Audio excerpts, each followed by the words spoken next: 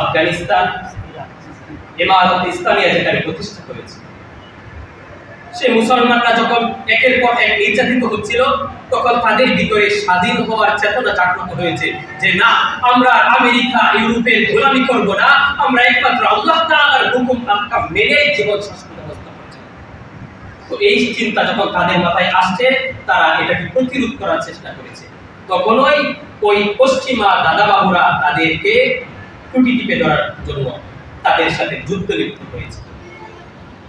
ওই যুদ্ধের কিছু ঘটনা যদি আমরা পড়ি, তাহলে বুঝতে পারি আল্লাহ তাআলা কি সুন্দর মদত তাদেরকে দিয়েছে। তো যেটা লক্ষ্য করার বিষয়, 20 বছর তালেবানদের সাথে যুদ্ধ করেছে আমেরিকান নেটো বাহিনী। 53টা রাষ্ট্র মিলে একটা বাহিনী গঠন করা হয়েছে, যার নাম নেটো বাহিনী। এবার বুঝেন কতটুকু শক্তিশালী তারা, অত্যাধুনিক অস্ত্র দ্বারা সুসজ্জিত, উন্নত ট্রেনিং প্রাপ্ত এরকমের লোকদের সাথে 20 বছর তালেবানরা যুদ্ধ করেছে, সংগ্রাম করেছে। অবশেষে এই নেটো বাহিনী লেজ গুটিয়ে মাথা নত করে আফগানিস্তান ছাড়তে বাধ্য হয়েছে। এটা কিভাবে হয়েছে? একমাত্র আল্লাহ তাআলার খোদাই মদত দ্বারাই সম্ভব হয়েছে। তো 20 বছর দেখুন, এই মিডিয়াগুলো মানুষের কাছে প্রচার করতেছিল তারা হলো সন্ত্রাস। সবাই কিন্তু এই কথা জানি, তাদেরকে বলা হয়েছে কি তারা সন্ত্রাস, তারা মাদক দ্রব্য চাষ করে। এরকম কথা আপনারা শুনেন না আগে মিডিয়ার কাছে? এরকম কথা অবশ্যই আপনারা শুনেছেন। 20 বছর এক যুগে সমস্ত মিডিয়াগুলো বলেছে তারা সন্ত্রাস। যখন ডোনাল্ড ট্রাম্প আমেরিকা কাতারে বসে শান্তি চুক্তিতে বসলো, সেখানে বসে যখন ডোনাল্ড ট্রাম্প বলে দিল তারা আসলে সন্ত্রাস না, তারা শান্তি, ওই 5টা মিডিয়াগুলো এক যুগে সবাই বলে দিল এরা শান্তিকামী। তাহলে 20 বছর তোরা কি প্রচার করেছিস? মুসলমানদের দুশমন হয়ে তোরা প্রচার করেছিস, মুসলমানদেরকে সন্ত্রাস পরিচয় দিয়েছিস। অতএব বুঝতে হবে এই মিডিয়াগুলো দাজ্জালের হাতিয়ার, তারা মুসলমানদেরকে দেখায় একটা, কিন্তু ভিতরে বাস্তবতা ভিন্ন। বুঝে থাকলে উত্তর দেন ঠিক কিনা? ঠিক। অতএব আল্লাহ তাআলা আমাদেরকে সহিহ সমাজ দান করুন, আমিন আমিন। তো যেটা বলতেছিলাম, কিভাবে মদত করেছে আল্লাহ তাআলা এই অত্যাধুনিক অস্ত্রের যুগে। যখন রাশিয়ার সাথে যুদ্ধ করেছিল, তখনকার কয়েকটা ঘটনা আমি বইয়ের মধ্যে পড়েছি। যে ড্রোন উড়িয়েছে মুজাহিদদের উপরে বোমা ফালানোর জন্য, নির্দিষ্ট স্থানে তারা বোমা নিক্ষেপ করেছে। তো তাদের বোমা নির্দিষ্ট স্থানে পড়েছে ঠিকই, কিন্তু আল্লাহ তাআলার এমন মদত, কথা তো ছিল বোমাটা ব্রাস্ট হয়ে যাওয়া, আল্লাহ তাআলার খোদাই মদত বোমা মাটির ভিতরে চলে গেছে, মুজাহিদদের বিন্দু পরিমাণ ক্ষতিও হয় না। আল্লাহ তাআলা এইভাবে যুগে যুগে যারা আল্লাহর জন্য জীবন উৎসর্গ করে দেয়, যারা প্রকৃত মুমিন, আল্লাহ তাআলা এইভাবে মুমিনদেরকে যুগে যুগে সাহায্য করে আসেন। সারা রাত নেটো বাহিনী দেখা গেছে রাতে একটা এলাকাকে টার্গেট করে বোমা বর্ষণ করেছে, যে ওই এলাকাকে ধ্বংস করে দিবে, ওইখানে মুজাহিদদের বসবাস। রাতে তারা বোমা বর্ষণ করেছে, সকালবেলা তাদের কাছে সংবাদ আসবে জ্বলে পড়ে সরকার হয়ে গেছে। কিন্তু আল্লাহ তাআলার কি কুদরত, একটা বোমাও বিস্ফোরিত হয় নাই। আল্লাহ তাআলা তাদের সবাইকে জানমাল হেফাজতে রেখেছে। সবচেয়ে বড় খোদাই মদত যেটা সবাই জানেন, তালেবানদের কাছে কিন্তু তেমন অত্যাধুনিক কোনো অস্ত্র ছিল না। আর নেটো বাহিনীর গায়ে কিন্তু ছিল কি বুলেট প্রুফ জ্যাকেট। তারা তো কোটি কোটি টাকা, বিলিয়ন টাকা ব্যয় করে এই যুদ্ধ অস্ত্রগুলো তারা সংগ্রহ করেছে, কিন্তু আফগানের তালেবানদের হাতে তো এত কোটি টাকা। তো তাদের সাধারণ রাইফেল সাধারণত যুক্তিসঙ্গত কথা হলো এই বুলেট প্রুফ জ্যাকেট ছিদ্র করে ভিতরে যাবে না। কিন্তু মুজাহিদদের তাদের বাণী হলো, আমরা যখন দুশমনকে টার্গেট করে আল্লাহু আকবারের ধ্বনিতে এই গোলা বর্ষণ করেছি, এই গোলা তখন এই বুলেট প্রুফ জ্যাকেট ছিদ্র করে তাদের বুককে ঝাঁঝরা করে উপর দিক দিয়ে গিয়ে ভাই হয়ে গেছে।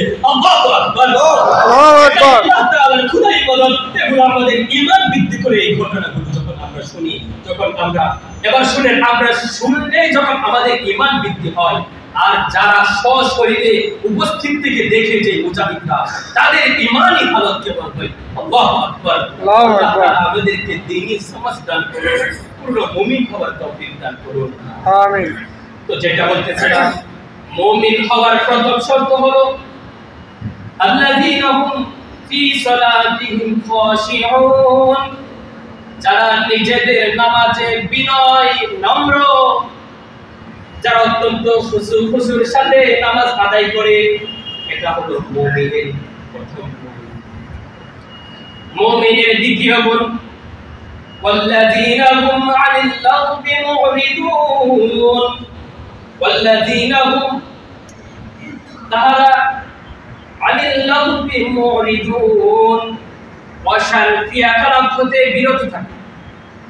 মুমিনের দুই নাম্বার গুণ হলো অশালীন ক্রিয়াকলাপ থেকে বিরত থাকা। অশালীন ক্রিয়াকলাপ বলতে আমরা কি বুঝি? অশালীন ক্রিয়াকলাপ বলতে বোঝা হয় এমন কাজ যার কোনো মূল্য পরওয়ারদিগারের কাছে নাই, কারণ কিয়ামতের মাঠে যার কোনো মূল্য থাকবে না। অহেতুক কথাবার্তা, অনর্থক তর্ক বিতর্কে লিপ্ত হওয়া, বরং এই অশালীন ক্রিয়াকলাপ দ্বারা মানুষ আল্লাহ তাআলার শরণ থেকে আরো দূরে সরে আসে।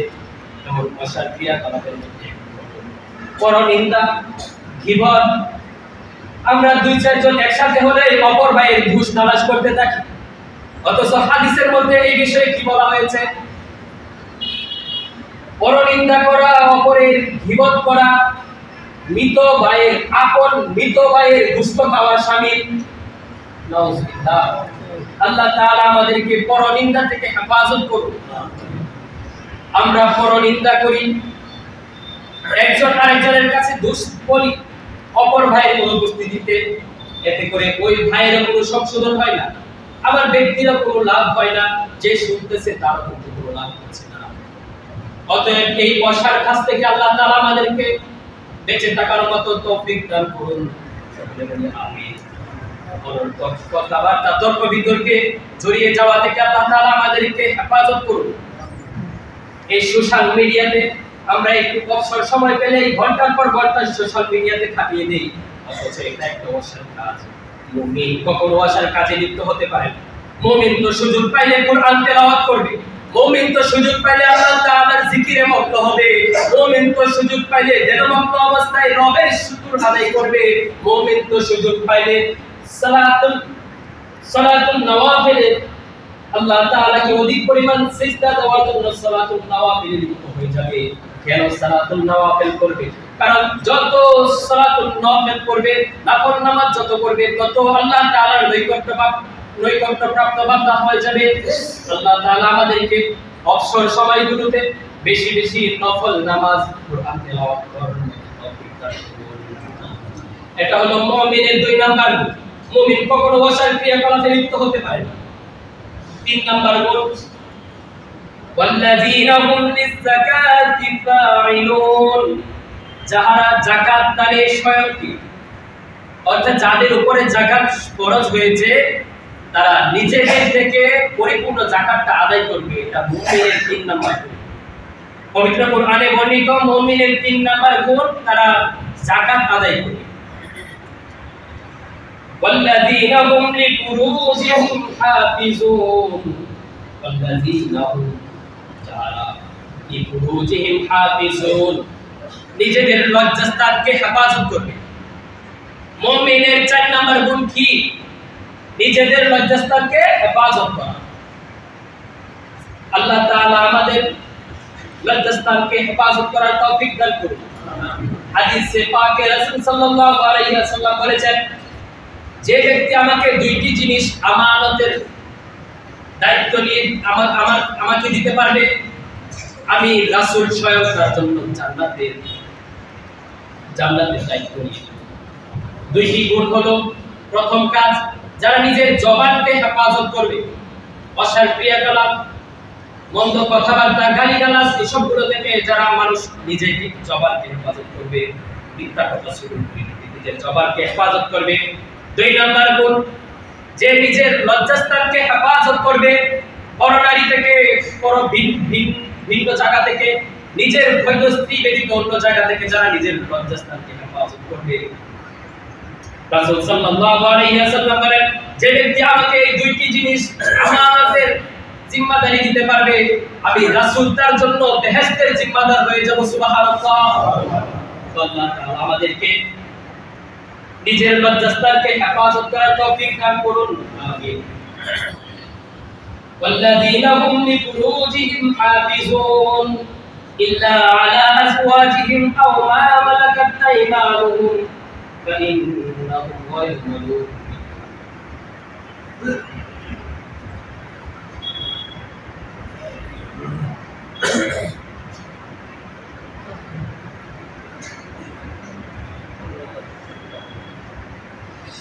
পরবর্তী আয়াতে আল্লাহ তাআলা বলে দিয়েছেন ইল্লা আলা আসওয়াজিহিম, তবে তাদের বৈধ স্ত্রী ব্যতীত, অর্থাৎ বৈধ স্ত্রীর কাছে নিজের চাহিদা পূরণ করবে, এতে কোনো সমস্যা নেই।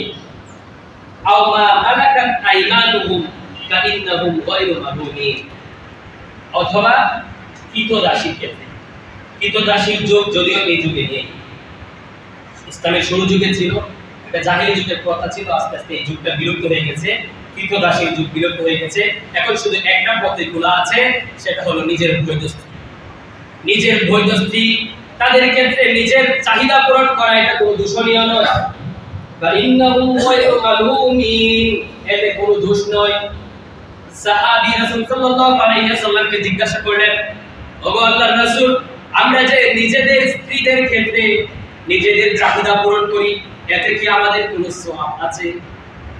পাল্টা উত্তরে রাসূল সাল্লাল্লাহু আলাইহি ওয়াসাল্লাম বলেছেন, হে আমার সাহাবী, এই কাজটা যদি তুমি ভিন্ন জায়গায় করতা, এই কাজটা যদি তুমি পতিতালয়ে করতা, ওই সময় তো পতিতালয় ছিল না, বর্তমানে তো আছে, এজন্য বলতে হচ্ছে, পতিতালয়ে করতা, নাইট ক্লাবে করতা, বিভিন্ন অপকর্মের মধ্যে লিপ্ত হতা, তাহলে তোমার পাপ হতো কিনা? সাহাবী উত্তর দিল, অবশ্যই আল্লাহর রাসূল পাপ। তখন আল্লাহর রাসূল উত্তর দিলেন, হে আমার সাহাবী, যে কাজটা তুমি ভিন্ন জায়গায় করলে পাপ হয়, এই কাজটাকে যখন তুমি জায়গা মতে করবে, তখন অবশ্যই তোমাকে আল্লাহ তাআলা পূর্ণ দান করবেন, নেকি দান করবেন। সুবহানাল্লাহ। فمن ابتغى وراء ذلك فأولئك هم العادون فمن ابتغى وراء ذلك فأولئك هم العادون। নিজের বৈধ স্ত্রী ব্যতীত অন্য কাউকে যারা তালাশ করে, ফাউলাইকা হুমুল আদুন, আল্লাহ তাআলা স্বয়ং বলে দিয়েছেন তারা হলো সীমা লঙ্ঘনকারী, আদুন। অতএব আল্লাহ তাআলা আমাদেরকে এই নাফরমানি থেকে হেফাজত করুন, আমিন। সহিহ মুসলিম। উলাইকা হুমুল ওয়ারিসুন والذين هم على صلواتهم يحافظون। মুমিনের আরেকটা গুণ হলো والذين هم যারা على صلواتهم يحافظون, নিজেদের নামাজকে হেফাজত করে, সময় মতো নামাজ আদায় করে, এটা মুমিনের আরেকটা গুণ। আর যারা মুমিন তাদের জন্য আল্লাহ তাআলার কাছ থেকে সুসংবাদ কি রয়েছে, উক্ত সূরাতে আল্লাহ তাআলা বলে দিয়েছেন, যারা মুমিন হবে তাদের জন্য যে সুসংবাদ রয়েছে,